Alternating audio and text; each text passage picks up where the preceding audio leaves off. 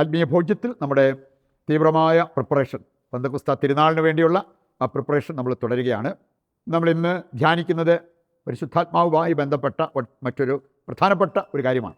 പരിശുദ്ധാത്മാവെന്ന് പറഞ്ഞാൽ ജീവൻ പകരുന്ന കാറ്റാണ്. ജീവൻ പകരുന്ന കാറ്റായിട്ടാണ് പരിശുദ്ധാത്മാവിനെ ദൈവവചനം എടുത്തു കാണിക്കുക. അതുപോലെ തന്നെ കർത്താവ് പഠിപ്പിച്ച കാര്യങ്ങൾ വെച്ച് നോക്കുമ്പോൾ, കർത്താവ് പ്രവർത്തിച്ച കാര്യങ്ങൾ വെച്ച് നോക്കുമ്പോൾ നമുക്ക് മനസ്സിലാക്കാൻ പറ്റും, ജീവൻ പകരുന്ന ഒരു കാറ്റാണ് പരിശുദ്ധാത്മാവ്. ഒരു സംഭവം ഞാൻ ഓർക്കുന്നു. ഒരു നെവിൻ ചെറുപ്പക്കാരനാണ്. അവന് ഒരു ബൈക്ക് ആക്സിഡൻ്റ് ഉണ്ടായി. യാത്ര ചെയ്തപ്പോൾ ബൈക്ക് എന്ന് ഒരു പോസ്റ്റിനിട്ട് ഇടിച്ച് അവന് അബോധാവസ്ഥയിലായി. ഒരുപാട് ഡാമേജ് അവൻ്റെ ശരീരത്തിനുണ്ടായി. അവൻ ഹോസ്പിറ്റലിൽ അഡ്മിറ്റായി. അവസാനം ഡോക്ടർമാർ സൂചിപ്പിച്ച ഒരു കാര്യം, ഇവനെ നമുക്ക് രക്ഷിച്ചെടുക്കാൻ പറ്റില്ല, മാക്സിമം 2 മണിക്കൂറോടെ. അതാണ് അവർ പറഞ്ഞത്. അത്യാവശ്യം ആർക്കെങ്കിലുമൊക്കെ കയറി കാണുമോ അങ്ങനെയുള്ള കാര്യങ്ങൾ അവർ അനുവദിക്കുക പോലും ചെയ്തു. ഈ ഒരു സാഹചര്യം വന്നപ്പോൾ അവൻ്റെ അമ്മ പല ധ്യാന കേന്ദ്രങ്ങളിലേക്ക് പ്രാർത്ഥനക്കാരോട് അവരെയൊക്കെ ഫോൺ ചെയ്ത് അവരെല്ലാം വിവരം അറിയിച്ചു. പ്രാർത്ഥിക്കണം, ഞങ്ങളുടെ കുടുംബത്തിന് വേണ്ടി, നെവിന് വേണ്ടി പ്രാർത്ഥിക്കണം, അങ്ങനെയുള്ള കാര്യങ്ങളെല്ലാം പറഞ്ഞു. അവിടുന്ന് ഇവിടുന്നൊക്കെ പ്രാർത്ഥന തുടങ്ങി. ഏതായാലും അതിൻ്റെ ഒരു ഫലമായിട്ടായിരിക്കാം നെവിന് ചെറിയൊരു മാറ്റം. ഞാൻ അത് കണ്ട നേഴ്സ് ഉടനെ ഡോക്ടറെ വിവരം അറിയിച്ചു. ഡോക്ടർ വന്നിട്ട് ആൾക്കാരെല്ലാം പുറത്താക്കി. എന്നിട്ട് അവനെ ടേക്ക് കെയർ ചെയ്തു, അവനെ പരിചരിച്ചു. നെവിൻ ഇന്നും ജീവിച്ചിരിപ്പുണ്ട്. മാക്സിമം 2 മണിക്കൂർ എന്ന് പറഞ്ഞിട്ട് ആ മനുഷ്യൻ വർഷങ്ങളായി അവനിപ്പോഴും ജീവിച്ചിരിപ്പുണ്ട്. പ്രിയപ്പെട്ടവരെ, പാപത്തിന് നമ്മെ മരണത്തിലേക്ക് നയിക്കാം എന്നതുപോലെ തന്നെ പരിശുദ്ധാത്മാവിന് നമ്മെ ജീവനിലേക്ക് നയിക്കാൻ പറ്റും. വേണമെങ്കിൽ പ്രതീക്ഷയില്ലാത്തടത്ത് പ്രതീക്ഷ നൽകാൻ പരിശുദ്ധാത്മാവിന് പറ്റും. അതാണ് കർത്താവിൻ്റെ വചനം നമ്മെ ഓർമ്മിപ്പിക്കുന്ന ഒരു കാര്യം. നമുക്ക് അതിൻ്റെ വെളിച്ചത്തിൽ ഏതാനും ചില കാര്യങ്ങൾ മനസ്സിലാക്കാനായിട്ട് പരിശ്രമിക്കാം.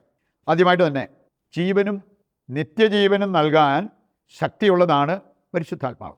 നമുക്ക് ജീവനുള്ളവരെ പോലെ പെരുമാറാം, പ്രാർത്ഥിക്കാം, ശുശ്രൂഷ ചെയ്യാം. ഒരു ജീവനില്ലാത്തവരെ പോലെ വേണേ ഇതൊക്കെ നമുക്ക് ചെയ്യാം.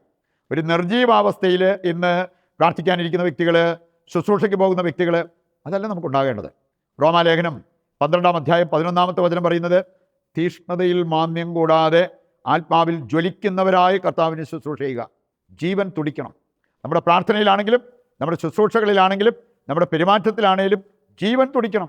ഇനി അതിന് ആവശ്യമായ ഒന്ന് പരിശുദ്ധാത്മാവ് നമ്മളിൽ ജ്വലിക്കുക, അഭിഷേകം നമ്മളിൽ ജ്വലിപ്പിക്കുക എന്നുള്ള കാര്യങ്ങളാണ്. 2 തീമോത്തി 1-ാം അധ്യായം 6 മുതൽ വായിക്കുമ്പോൾ അവിടെ പറയപ്പെട്ടിരിക്കുന്ന ഒരു കാര്യമാണ്, എൻ്റെ കൈവപ്പിലൂടെ നിങ്ങൾക്ക് ലഭിച്ച ദൈവിക വരം വീണ്ടും ഉജ്ജ്വലിപ്പിക്കണം. ഇതില്ലാതെ പോകുമ്പോഴാണ്, പാപം നമ്മളിൽ തലപൊക്കി കഴിയുമ്പോഴാണ് ഈ ജ്വലനം എല്ലാം നഷ്ടമാവുക. മത്തായിയുടെ സുവിശേഷം 24:12 വചനം വായിച്ചാൽ അവിടെ പറഞ്ഞിട്ടുണ്ട്, പാപം വർദ്ധിക്കുന്നിടത്ത് സ്നേഹം തണുത്തു പോകും. അപ്പോൾ പിന്നെ അവിടെ ഒരു ജീവൻ്റെ തുടിപ്പ് നാം കണ്ടെന്ന് വരില്ല. പാപം വർദ്ധിക്കുന്നിടത്ത് സ്നേഹം തണുത്തു പോകും. പരിശുദ്ധാത്മാവിനെ നമ്മൾ ജ്വലിപ്പിച്ച് മുമ്പോട്ട് പോകുമ്പോൾ ആ ഒരു ജീവൻ്റെ തുടിപ്പ് അവിടെ നമുക്ക് കാണാൻ പറ്റും. യോഹന്നാൻ 14:6 നമുക്കറിയാം, വഴിയും സത്യവും ജീവനും ഞാനാണ്. ആരുടെ വാക്കാണ്? യേശുവിൻ്റെ വാക്ക്. യേശു പറഞ്ഞൊരു കാര്യം, വഴിയും സത്യവും ജീവനും ഞാനാണ്. അതുകൊണ്ട് തന്നെ ജീവൻ്റെ ഉറവിടമായിട്ട് നമ്മൾ കാണേണ്ടത് യേശുവിനെയാണ്. യേശുവിൻ്റെ അതേ ആത്മാവ് നമ്മുടെ ജീവിതത്തിലേക്ക് കടന്നു വന്ന് കഴിയുമ്പോൾ ഈ ജീവൻ്റെ തുടിപ്പ് നമ്മുടെ ജീവിതത്തിനും ഉണ്ടാവും. അതാണ് ശരിക്കും നമ്മളെ യഥാർത്ഥ ക്രിസ്ത്യാനിയായി മാറ്റുന്നത് എന്നത് വചനം നമ്മെ ഓർമ്മിപ്പിക്കുന്നുണ്ട്. റോമാലേഖനം 8:9 വായിച്ചാൽ, ക്രിസ്തുവിൻ്റെ അതേ ആത്മാവുള്ളവരാണ് ക്രിസ്തുവിനുള്ളവർ. ക്രിസ്തുവിൻ്റെ അതേ ആത്മാവുള്ളവരാണ് യഥാർത്ഥ ക്രിസ്ത്യാനികൾ. ആ ഒരു അവസ്ഥയിലേക്ക് നമ്മുടെ ജീവിതത്തെ ഉയർത്താൻ നമുക്ക് സാധിക്കണം എന്നുള്ളത് കർത്താവിൻ്റെ വചനം നമ്മെ ഓർമ്മിപ്പിക്കുന്നു. യോഹന്നാൻ 10:10 വായിക്കുമ്പോഴോ അവിടെ പറഞ്ഞിരിക്കുന്നത്, ഞാൻ വന്നത് ജീവൻ നൽകാനാണ്, അത് സമൃദ്ധമായി നൽകാനാണ്. നമ്മൾ കണ്ടല്ലോ, പരിശുദ്ധാത്മാവിനെ ദൈവം നൽകുന്നത് അളന്നു തൂക്കിയല്ല, ഉദാരമായിട്ടാണ്. അതുപോലെ തന്നെ യേശു പറഞ്ഞത്, ഞാൻ നിങ്ങൾക്ക് ജീവൻ നൽകുന്നത് സമൃദ്ധമായിട്ട് നൽകാനാണ്. സമൃദ്ധിയിലാണ് ആ ജീവൻ യേശു നമുക്ക് നൽകുന്നത്. വീണ്ടും 6-ാം അധ്യായം, യോഹന്നാൻ 6-ാം അധ്യായം 53 മുതൽ വായിക്കുമ്പോൾ അവിടെ പറഞ്ഞിട്ടുണ്ട്, എൻ്റെ ശരീരം ഭക്ഷിച്ചാൽ നിങ്ങൾക്ക് ജീവനുണ്ടാകും, എൻ്റെ രക്തം പാനം ചെയ്താൽ നിങ്ങൾക്ക് ജീവനുണ്ടാകും. ജീവനുണ്ടാകും, അത് നിത്യജീവൻ്റെ അച്ചാരമായിട്ട് മാറും. അങ്ങനെയുള്ളവർ മരിച്ചാലും നിത്യം ജീവിക്കും എന്നുള്ളത് കർത്താവിൻ്റെ വചനം നമ്മെ ഓർമ്മിപ്പിക്കുന്ന കാര്യമാണ്. രണ്ടാമതായിട്ട് നാം മനസ്സിലാക്കിയിരിക്കേണ്ടത്, ജീവൻ കളയുന്ന ചില കാര്യങ്ങളുണ്ട്. അങ്ങനെയുള്ള കാര്യങ്ങൾ ചെയ്തിട്ട് നമുക്കൊരു ജീവൻ്റെ പ്രസരിപ്പില്ല, ഒരു ഹൃദയത്തിനൊരു തുടിപ്പില്ല എന്ന് പറഞ്ഞിട്ട് എന്ത് കാര്യം? നാം വ്യാപരിക്കുന്നത് ജീവൻ കളയുന്ന കാര്യങ്ങളിലാണെങ്കിൽ, നമുക്കിഷ്ടം, നമ്മൾ ഏറ്റെടുക്കാറുള്ളത് ജീവൻ നശിപ്പിക്കുന്ന കാര്യങ്ങളിലാണെങ്കിൽ, ഈ ഒരു ജീവൻ്റെ തുടിപ്പ്, പ്രസരിപ്പ് അത് നമുക്ക് പ്രതീക്ഷിക്കാൻ പറ്റില്ല. നമുക്കറിയാമല്ലോ, ജീവൻ കളയുന്ന ഏറ്റവും വലിയൊരു വില്ലനാണ് പാപം. റോമാലേഖനം 6-ാം അധ്യായം അതിൻ്റെ 23-ാമത്തെ വചനം, പാപത്തിൻ്റെ ശമ്പളം മരണമാണ്. വിശുദ്ധ ഫ്രാൻസിസ് സാലസ് പാപത്തെക്കുറിച്ച് പറഞ്ഞിരിക്കുന്നത് ഇങ്ങനെയാണ്: സിൻ ഈസ് പോയിസൺ. പാപം എന്ന് പറയുന്നത് വിഷമാണ്. നമുക്കറിയാം, വിഷം നമ്മുടെ ആരോഗ്യം നശിപ്പിക്കുന്ന ഒരു കാര്യമാണ്. വിഷം നമ്മുടെ ജീവൻ അപഹരിക്കാൻ ശക്തിയുള്ളൊരു കാര്യമാണ്. അതിന് നമ്മുടെ ജീവിതം സമർപ്പിച്ചിട്ട് ജീവനില്ലെന്ന് പറഞ്ഞിട്ട് എന്താ കാര്യം? വീണ്ടും നമ്മൾ കാണുന്നുണ്ട്, യാക്കോബ് 1-ാം അധ്യായം 14-15 വചനങ്ങളും നമ്മെ ഓർമ്മിപ്പിക്കുന്നുണ്ട്. പാപം, ദുർമോഹം, അങ്ങനെയുള്ള കാര്യങ്ങളൊക്കെ നമ്മളെ കൊണ്ട് എത്തിക്കുന്നത് മരണത്തിലാണ്. ദുർമോഹം എന്ന പാപം, അതിന് നമ്മുടെ ജീവിതം സമർപ്പിച്ചാൽ അത് നമ്മെ എത്തിക്കുന്നത് പാപം പൂർണ്ണ വളർച്ചയിലെത്തുമ്പോൾ മരണം സംഭവിക്കും എന്നുള്ള ആ ഒരു യാഥാർത്ഥ്യം വീണ്ടും നമുക്ക് കാണാൻ സാധിക്കും.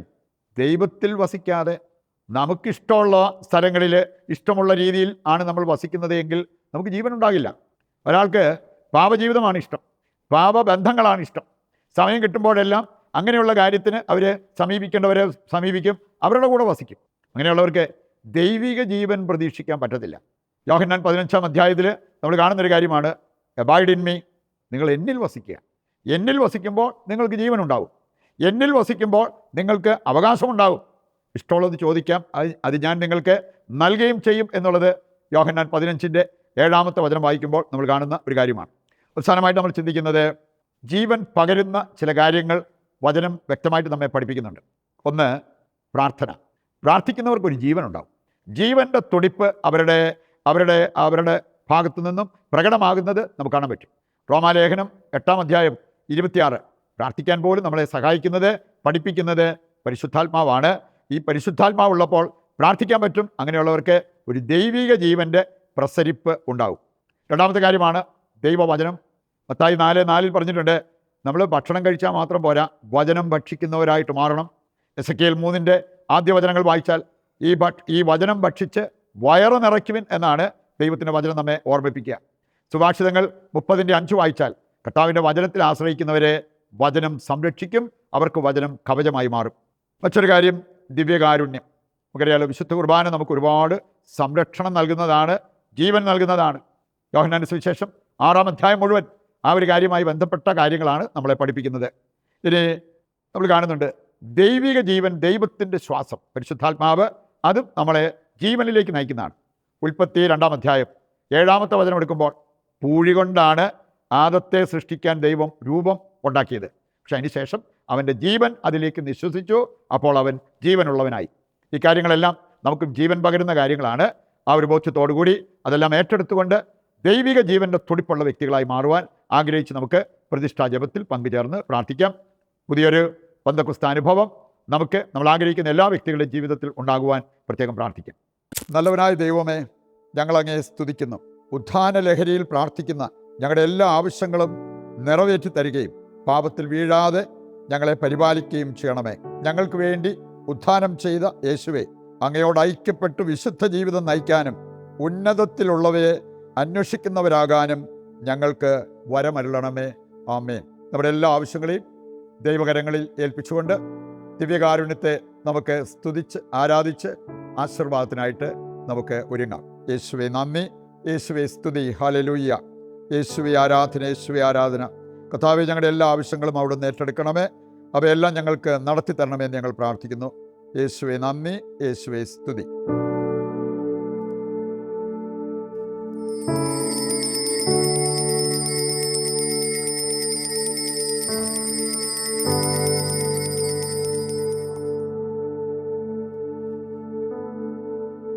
പരിശുദ്ധ പരമ ദിവ്യകാരുണ്യത്തിന് എന്നേരവും ആരാധനയും സ്തുതിയും പുകഴ്ചയും ഉണ്ടായിരിക്കട്ടെ. മറ്റൊരു എപ്പിസോഡുമായി നാളെ വീണ്ടും നമുക്ക് ഒന്നിക്കാം. ദൈവം നിങ്ങളെ സമൃദ്ധമായി അനുഗ്രഹിക്കട്ടെ.